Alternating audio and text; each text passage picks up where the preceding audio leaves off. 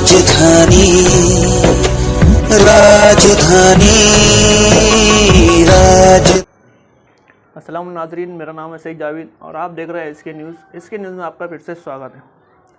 आइए हम आपके सामने लाए एक नई ताज़ा खबर। एक नौजवान सिल्लोड़ ज़िला औरंगाबाद का रहने वाला है जो फ़िलहाल 2 दिन से घर से लापता है।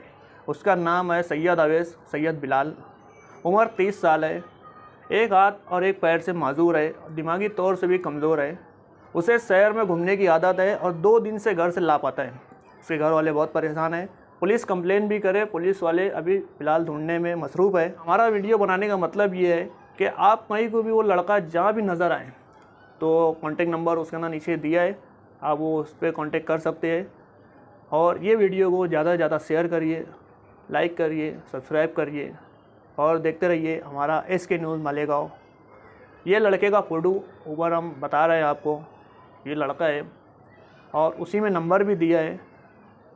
आपको जहाँ कहीं भी नज़र आए प्लीज़ कांटेक्ट करिए।